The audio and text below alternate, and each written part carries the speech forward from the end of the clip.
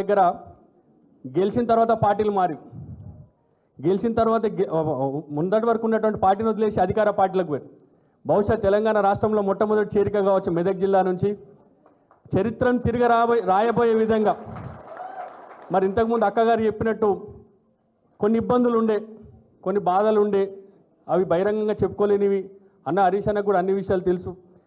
ఆ సందర్భంలో అది క్షణికావేశమా చారిత్రాత్మక తప్పిదమా అనేది మేమందరం కూడా దాన్ని పునరాలోచనలో పడడం జరిగింది.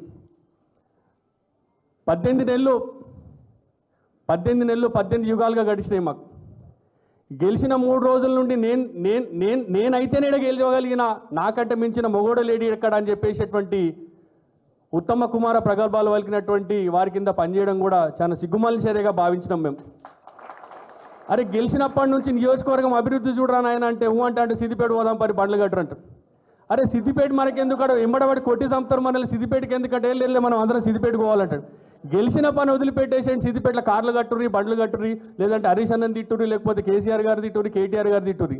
మనస్సాక్షి చంపుకోలేక వాళ్ళని తిట్టే ఆలోచన లేక హృదయం నుండి మాటలు రాక అనేక రకాల ఇబ్బందులు ఎదుర్కొన్నాం.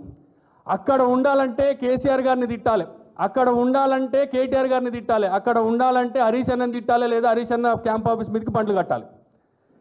ఇటువంటి ఒక ఆలోచన విధానం ఉన్నటువంటి నాయకుల కింద 18 ఏళ్ళుగా పనిచేసి చాలా బాధపడ్డామన్న మేము.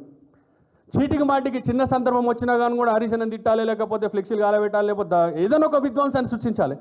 నాయకుడు అనేటోడు అభివృద్ధి వైపు ఆలోచన చేయాలి కానీ విధ్వంసం వైపు కాదనేది మేము హరీష్ అన్న కింద నేర్చుకున్నటువంటి శిష్యరికంగా వాళ్ళకి ఎంతకాలం చెప్పినప్పటికీ కూడా మనసున పట్టించుకోవాలి. పదవి మార్కెట్ కమిటీ చైర్మన్ పదవి బీసీ రిజర్వేషన్ వచ్చింది. మార్కెట్ కమిటీ చైర్మన్ నన్ను ప్రకటించినాను. ఇక ప్రకటించినప్పటి నుంచి కూడా ఒక రకమైనటువంటి మా మీద ఓ నిఘా వీళ్ళంతా హరీష్ అన్న మనుషులే ఎప్పటికైనా హరీష్ అన్నకు సంబంధించినటువంటి షాడోలే లేదంటే టీఆర్ఎస్ పార్టీకి కేసీఆర్ గారికి అభిమానులు వీళ్ళకి నరనరాన గులాబీ రక్తం ఉంది పదవి ఇద్దామా వద్దా అని చెప్పేసి అట్లా అనేక రకాల బాధలు పదవికి అయినప్పటికీ కూడా మా మీద మమ్మల్ని అనుమానాస్పదంగా మాట్లాడేటువంటి మాటలను కూడా ఎదుర్కొన్నాం. అనేక రకాల అవమానం ఎదుర్కొన్నామన్నా. ఒక రకంగా కూడా నన్ను నరేంద్రను గంగా నరేంద్రను కూడా అంటే మా కన్న తల్లిని కూడా తిట్టించుకున్నటువంటి పరిస్థితి వచ్చిందని అక్కడ. మేము చేసినటువంటి తప్పిదం పొరపాటును మనస్ఫూర్తిగా మమ్మల్ని అన్న మొదటి రోజు మా బాధను చూసి అన్నని పిలిపించి హరీష్ అన్న పిలిపించి మాట్లాడడం జరిగింది. అన్నిచ్చినటువంటి ధైర్యం ప్రోత్సాహం ఇక్కడి వరకు భవన్ వరకు నడుచుకుంటూ వచ్చినాం. మళ్ళీ సొంతింటికి చేరినటువంటి పరిస్థితి. కానీ మళ్ళీ టీఆర్ఎస్ పార్టీకి మెదక్ నియోజకవర్గ చేరిక ద్వారా రాష్ట్ర వ్యాప్తంగా మళ్ళీ కేసీఆర్ గారే తెలంగాణ రాష్ట్రానికి శ్రీరామ రక్ష అనే పరిస్థితి నేటితోని మొదలైందని చెప్పి సందర్భంగా తెలియజేస్తూ ఉన్నాం. కృష్ణుడు భగవద్గీతలో ఒక మాట చెప్తాడు, పవిత్రానాయ సాధూనాం వినాశాయ చతుష్కృతాం ధర్మ సంస్థాపనార్థాయ సంభవామి యుగే యుగే.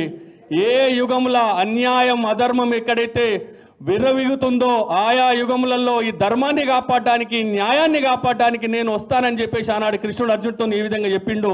ఇక్కడ ఉన్నటువంటి కృష్ణార్జునుల సమక్షంలో పనిచేయడానికి మేము అందరం కూడా సిద్ధంగా ఉన్నామని సందర్భంగా తెలియజేస్తూ ఉన్నాం.